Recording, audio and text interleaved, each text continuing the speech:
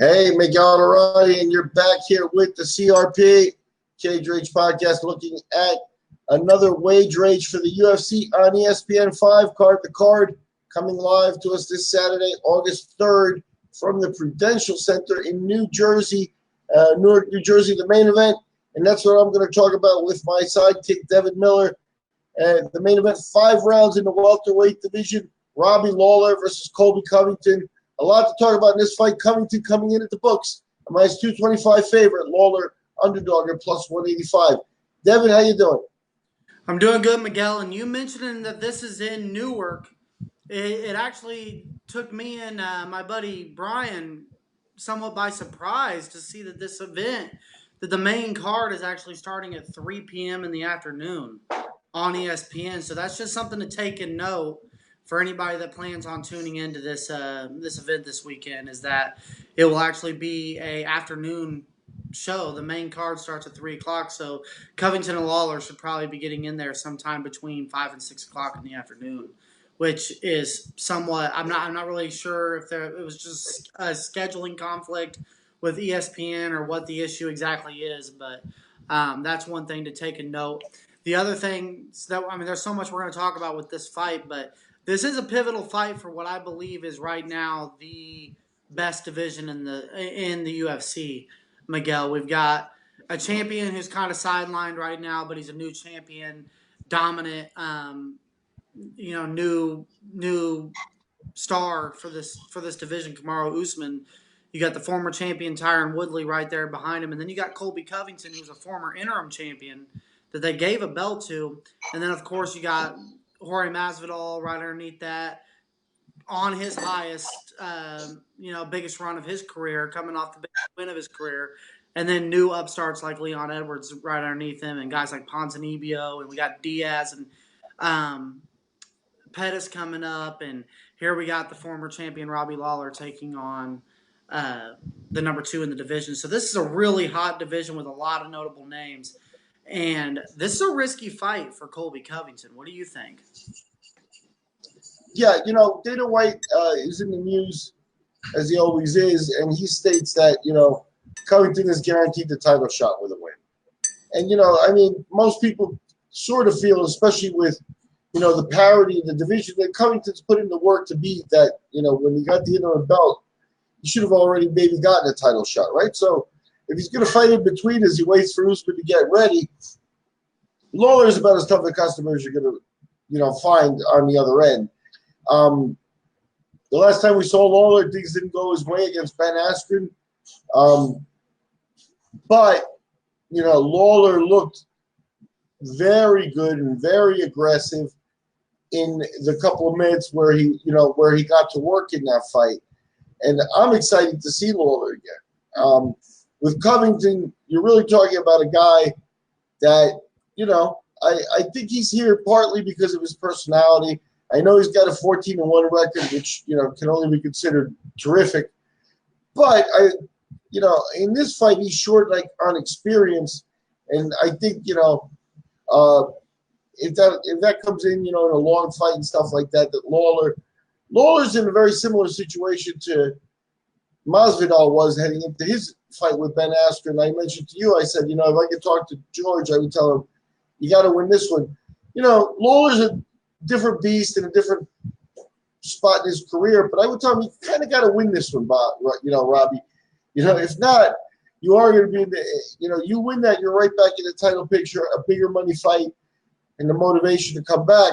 If not, you're going to take another step back, and, then is it really worth it after, such a decorated career? So I think he's at a crossroads. I think he's definitely at a crossroads, and he's becoming kind of a gatekeeper.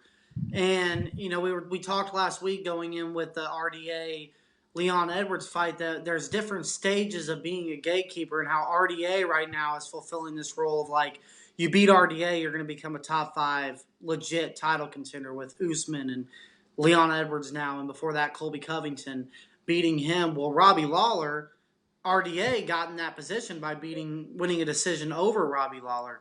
So Robbie Lawler loses the belt to Tyron Woodley, and he ends up losing a fight to RDA, then loses to Askren. He's been steadily going backwards. while Colby's on the rise up, and this is a big step backwards I see for Colby Covington, which makes me wonder why exactly he took this fight. We know that Usman's out. We know that he's in line for the fight. He's definitely found his niche in marketing. Not only did he at one point become probably the most hated fighter in the sport with the Make America Great Again, Trump stuff, and his trashing of Brazilian fighters, and just his very abrasive and mocking style of other athletes that not too many people gravitated towards. Well, now he's becoming a very popular Twitter personality. You know, he's going out there calling Ben Askren Ben Ass Cream, and Kamaru Usman, just picking fun at these different fighters. And he's been Robbie Lawler's not really a guy that gets into that, but he's been trying to draw and sell this fight and create some controversy a little bit by bringing up that Robbie Lawler was a fighter that used to train with Miletich and Matt Hughes up in Iowa, and then basically had a career resurrection when he made his way down to Coconut Creek, Florida, to American Top Team. And according to Colby Covington, and this, before I go here, everything that I say, Robbie Lawler is disputing, saying that, that's not true and I'm going to punish him, all this. But he's saying that basically the big falling out was over them hanging up a banner of Tyron Woodley in their gym after Woodley became the champion by knocking Robbie Lawler out. And it's just coincidental that three of the top welterweights all have came through ATT when you look at, and Masvidal also, four of them. So you got Woodley and Lawler formerly were part of ATT, and now Covington and Jorge are both members of ATT, which is causing some problems about who's going to get that next title fight between those two, which are the two disputed names. But he says that was the big fallout, is that ATT really resurrected Robbie Lawler's career, made a champion out of him, and he basically got his feelings hurt and walked away from the team. And I think that a lot of that's just Colby selling the fight. And now I just saw a report today that Colby Covington's going to be coming out to Kurt Angle's theme music, and he's inviting the "You Suck" chants, which that just shows that Colby Covington is a thinker on how to brand himself. He's embracing the douchebag persona and wanting to just not only just embrace it but run with it. And so he's really I think the A side of this fight. But Robbie Lawler has what you just said. He has that name value from experience and the history behind him. So there is some storyline here that's really interesting. And you got one guy who's really on the way up, looking to be a new champion, a new face of this division. You got one guy who is the iron jawed, been down this road before, vet in Robbie Lawler. So this is a very interesting matchup for this division, and the timing I think is perfect. Yeah, I think everything you said about ATT is, obviously right on the money there. It's a difficult thing because basically what you have there is you have a corporation, you have, a factory there. And, I've worked with ATT in the past when they were on the rise, and you could already see what they were becoming. And that is, they have a core of black belt instructors that they can really feed 4 or 5 different schools, obviously, and that's what's happening there, So I'm not surprised that some of the guys are going to be forced to meet at some point because they're going to rise to the top, and because they've got the Jackson Winklejohn theme of attracting fighters, that are looking for an edge or looking to take their training to the next level.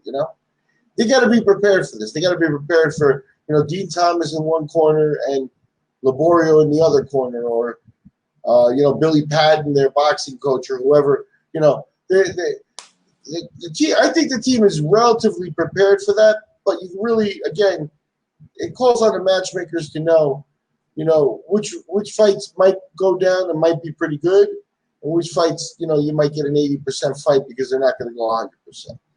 I think this is one of the earlier fights. I think this is one of the first type of fights, and that is, I think that these guys are going to go 100%. And I think that Covington, I think you're right. He's the A side. I think he's been making the most noise. And right now, the UFC sees the most upside if he wins, right? But Lawler has that silent assassin sort of persona to him, and he always has his whole career, you know? And you know, it's funny because, you know, the Ben Askren fight was going his way and didn't go his way. You know, you got to chalk that up to luck, karma. I don't know what you chalk that up to, but I don't know if it was related. But Ben Askren was like, hey, you know, I don't really want to fight Robbie Lawler, but, you know, we do what we got to do. But he's a tough guy, man. I don't want to fight that guy. And that's how he took it. You know, Covington is not taking it there. And, you know, he's going to be facing, like you said, a Robbie Lawler who's looking to punish him. And I don't know if that's an edge I would want to give a guy like Lawler. You know what I mean? Or that's a motivational move that may not backfire for Covington. So we'll see. Lawler should come in based on his last performance pretty good. And, you know, keep in mind he really didn't take any punishment in his last performance either. So, you know, hopefully that's what we get. We get an explosive fight. Yeah, you're definitely dealing with the experience factors nowhere even in the same ballpark. I mean, Colby Covington's only had one 5-round fight, which was his last fight, which was back in the summer of 2018. It's been over a year since he fought RDA for that interim title at this division, and he won the decision. But that's the only 5-round fight that he's ever fought in. Compare that to Robbie Lawler, who's been a former champion and been in some of the most just absolutely epic 5-round wars, twice with Johnny Hendricks, and his fight with Carlos Condit, his absolute war with Rory McDonald. He went 5 rounds with RDA, and so he's been there. He's been in there. He knows what it's like to train and prepare and to take people into deep water. I think that he's going to struggle a little bit with the pressure of Colby Covington. Colby Covington is very good. All he knows is forward. He pushes forward very well. I rewatched the RDA fight this week, and it was even more better. It was even more impressive the second time I watched that fight all the way through, seeing how he was able to really pressure RDA. And RDA fought that was one of the best RDAs we've seen. I mean, that was coming off the Lawler win. And that was before Usman or Leon Edwards got to RDA, and Covington was very impressive in that fight. I think he's a little bit flat-footed. Doesn't really have much punching power. Is not very fluent with his striking technique. He's pretty much a pure wrestler. But I think that his strategy's going to be. I mean, I don't think it's really a secret what he does and what he does best. He's going to look to just drown Robbie with pressure, and Robbie's going to be looking to stick and move and defend the takedown and land strong punches. So I think this is a good style clash. I think this is a good matchup in terms of where they are in their career, where they are in their rankings. This really is Robbie Lawler's, as you mentioned a little earlier, kind of his last swing. Because if he wins this, he gets immediately back in probably the top 5. If he loses it, then we're looking at okay, do you just want to hang around just to be a gatekeeper after everything you've already accomplished in your career? And I think that, like you said, this is a crossroads fight. Which way is Robbie Lawler's career gonna go? If he wins this fight, we could be looking at a fight with Jorge Masvidal or Leon Edwards or any of these guys in the top 5, maybe even one fight away from a title fight. If he loses, where do you really go from here at that point? But Colby Covington, we know where he's going. If he wins this, he's probably going to fight Usman at the end of the year. And I think that he took this fight, is willing to take this risk, number one, because they did train together. He said on Helwani they have a lot of mat time together, which indicates to me that, knowing that he took this fight, that he's probably pretty confident. Is the first thing that comes to mind, is that he's probably pretty confident that this is a fight that he can win. Number 2, I think it gets him points with the company. I think that this is something that gets him that, okay, look, I did you a favor. I came through for you. Number 3, I think it's just been a year since he's fought, so he's probably needing the money also. But nevertheless, this is a big risk. that Colby's taking. And I think my first point is the most important. I think he wouldn't have taken it knowing where he's at without being pretty confident this is a fight that he should win. All right, let me put you on the spot. So let's make a pick. You got a plus, you got the odds here already. As we stated, Covington minus 225, Lawler plus 185. I think those are pretty accurate numbers, and I'm gonna go with Colby with the decision here. I'm going to be pulling for Robbie because I do want to see Robbie make one more run at it. I think that Robbie still has a lot of fight left in him, but man, those wars that he went through, which he did look a little resurrected against Ben Askren, but that was Ben Askren. And Ben Askren's a great fighter and is a great wrestler. Colby, I think, is a little bit more intense, a little bit better with his overall MMA game. And I think that Colby just has a different mindset that he's going to bring to the table here. I think he gets through this fight, but I think that here's my post-fight prediction. I'm not sure it's going to be so impressive that I think that there's going to be a conversation whether it's going to be him or Masvidal. Because Masvidal is going to be the personality that's coming off 5-second flying knee knockouts. And I think this is just going to be kind of a dirty, get the job done type of get in, get out win for Colby Covington. And I think that the bigger conversation going forward after this is going to be, well, is it going to be Masvidal or is it going to be Covington and their teammates, which makes it even more interesting. And with the UFC, as we stated here at the Prudential Center in New Jersey this weekend, sort of I don't want to say a whole-hum card, but not a lot of huge name recognition throughout it. You've got Mickey Gall on the card as he bounces back after his disaster against Diego Sanchez. You also have Antonina Shevchenko as she returns from her loss to Roxanne Modafferi on the undercard. And then I want to ask you about the co-feature spot.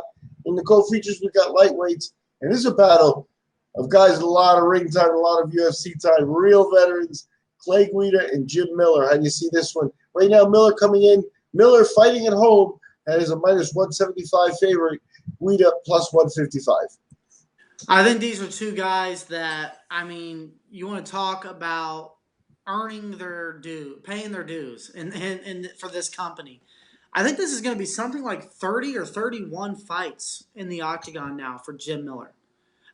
This guy has been around for so long. And he at one point was a top 5 lightweight. And I'm trying to figure up real quick. I've got his overall record. And yeah, so he was at this point he was 10-1, and now he's 30-3. So yeah, I think this is 31 or 32 fights now inside the octagon for Jim Miller. He's up there with Cerrone, breaking records for the amount of fights he's been in inside the octagon. And he is 2-5 in his past 7. Neither one of these guys I think are on the verge of contendership or even getting ranked. But these are two old vets that have been in there for a long time. Clay Guida is another guy who has been in some of the most epic fights that we've seen. Both these guys have similar styles. I think that Guida's a little bit more pressure-oriented, while Jim Miller's a little bit more of a technician. Just judging off what I've seen of them recently, I do think Jim Miller's a little bit bigger of a fighter. I think he's got a little bit better of jiu-jitsu, but I think the pressure favors Guida.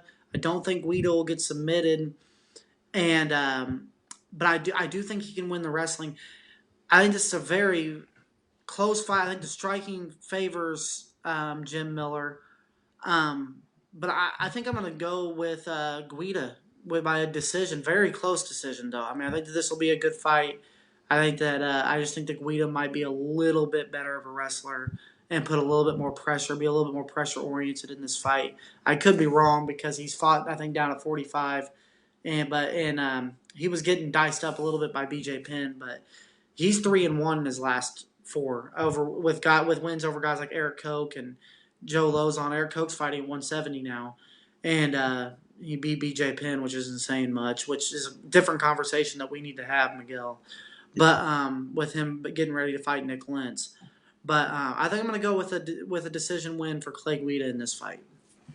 Okay, and that's interesting. I mean, Guida, obviously a battle of veterans here. Guida coming off the win with BJ Penn. Jim Miller is sort of fading a little bit into anonymity in what is also a crowded weight class. But you're right. In his heyday, he was a top 5 guy and a tough out for anybody. I worry about a fight like this where both guys start to balance each other out. Like you said, they're around the same spot in their career, right? So it's not like, one of them really needs it to get into the big paydays and stuff. They're on the roster and they've been getting their checks for a while, so they're okay. Could they call it quits after a loss or whatever? Sure, that might happen and stuff like that. But when you have a fight that is this even with intangibles and stuff like that, maybe the home field advantage is going to be the deciding factor with Miller comfortable and at home. Guida obviously has fought on the road his whole life, but